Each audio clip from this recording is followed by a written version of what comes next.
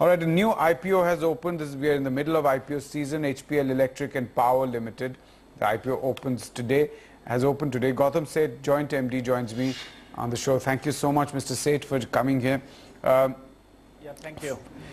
We have a broad idea about the company. You are into, you make meters, you make switch gears, you do LED bulbs.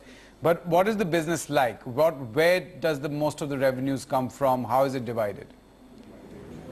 Yeah, HPL is into 4 product verticals, which is metering, switch gears, LED lighting, and wires and cables. And in terms of our revenue breakup, metering is the biggest with 49% market share, and lighting comes in, which is mainly the LED lighting, which is at 23%.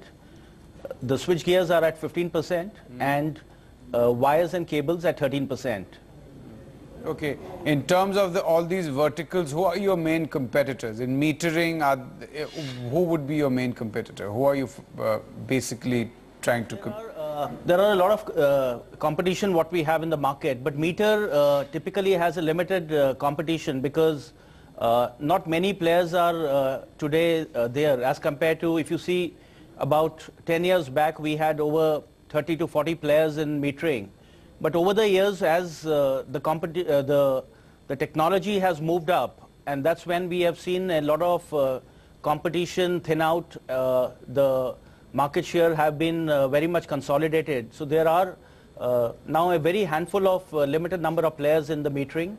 As in switch gears or others, there are of course much more. We have all the multinational companies, we have certain Indian companies who are still strong.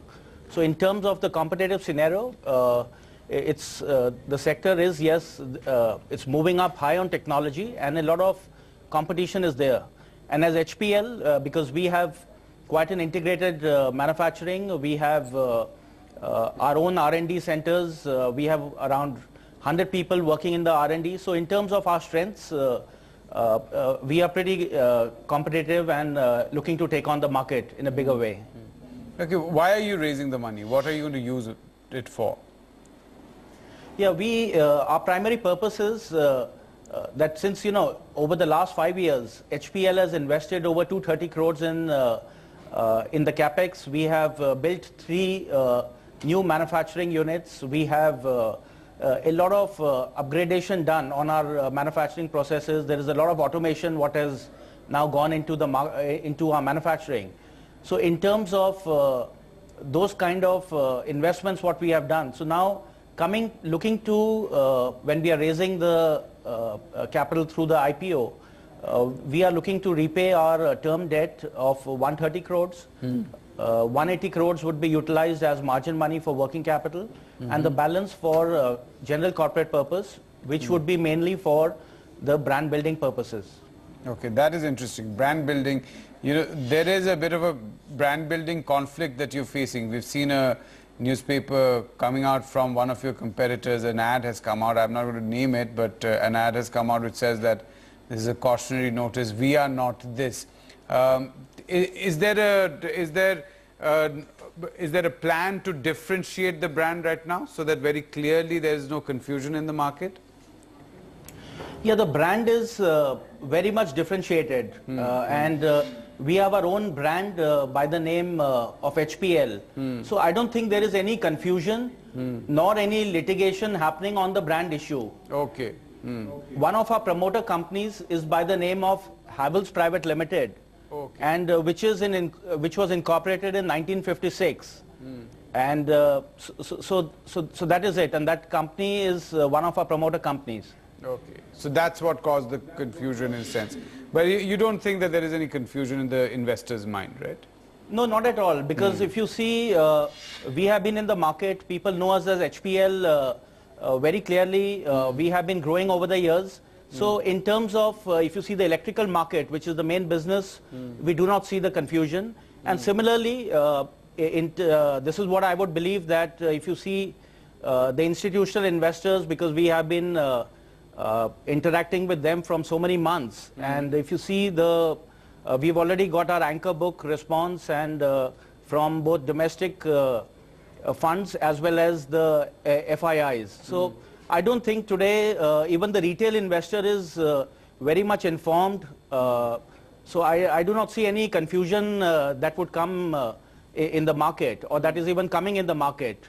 And in terms of any brand, anyway, the brands are different, so it doesn't make any difference to either of us. Okay, but let me come back to the business itself. The 4 verticals, in terms of a product mix, what are the strategies? Are some basically volume plays, some high margin plays? Could you just explain that to us a little bit? Yeah, if you see, there are a lot of growth drivers we have, and that's the opportunity what HPL Electric can encash today. In terms of metering, we are looking at the smart meters come in a big way. We see the market exploding in a different manner, because that is actually going to change the way metering is done, the way that will bring in a better efficiency in the whole system to the utilities as well as to the consumers. If you see switchgears, we are looking at the government schemes of affordable housing. I'm sorry to interrupt you there, Mr. Seth. The metering business, how does it work? Do you sell directly to consumers, or does a distribution company, a discom, come and sign up a contract with you that you are going to supply these meters? They'll charge the consumer, but they'll go and replace them. Yes, the main customer in the metering is the discom, and if you see from our own revenues, about 70 to 75% goes to the utilities. Okay. And the balance goes in to the consumers through our trade channel. As you are aware, we have over 2,400 dealers and distributors. We have over 15,000 retailers. So that's an enormous amount of pan-India retail channel what we have. So our meter products mainly go to the utility, but also the institutions or even the private sector, being it any hotels, malls, industries, they also end up using a lot of metering. But I'm assuming when you have these bulk deals with discoms, and as electricity spreads through India, which is one of the things that the Prime Minister has on his agenda, the margins would tend to be squeezed a little bit, right? On a bulk lead, it would rather be volume than margin? No, on the contrary, if you see in the last few years, because as I was saying earlier, there were many players in the metering industry, and over the years, because the way the technology has moved up, we've had a lot of players leave the industry. So now there are about 4 to 5 players who are actually having about 80% of the business. Market share. Okay. So in terms of margins, even if you see our EBIT margins, it's about 19%, which is quite a healthy That's the percentage. Blended margin across all the verticals? Or just the metering? No, we're talking about meters standalone. Meters, okay. And if I take the blended margins across all verticals, what happens? Yeah, our EBITDA on FY16 is at about 169 crores, which is about 14.2%. So which again is quite comparable with the industry. All right, you mentioned EBIT at 19.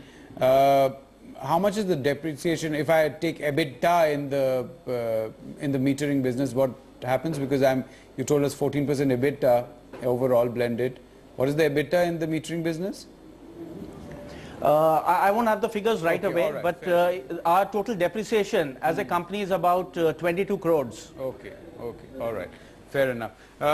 Now, which side of this business do you want to expand in to improve margins? Is there going to be change in the product mix, or you plan to expand across the board? Yeah, going forward, of course, we see a very large amount of growth coming across all the 4 product verticals. And but mainly if you see, the LED lighting is set for a very big growth. In terms of the industry size, as per even global research firms like Frost & Sullivan, a 3,000 crore market of FY15 is expected to go to 31,000 crores by 2020. Okay. So that's a huge amount of jump what you see in the industry size. So LED is going to be a very big focus for the company. In terms of all other product verticals, which are switch gears, that includes both the industrial as well as the domestic switch gears, wires, and metering again have a big upside to grow. Going forward, we see our consumer business growing in a bigger manner. Our B2C sales is, as on FY16, has even outperformed the B2B segment. And that is where we see our market expanding. We see the dealers, distribution network, the channel expanding in a very large manner. And with a better brand strategy, what we are looking to put in place to do a continuous advertising on even mass media, through the social media, and to reach out to the end consumer. That is where we see an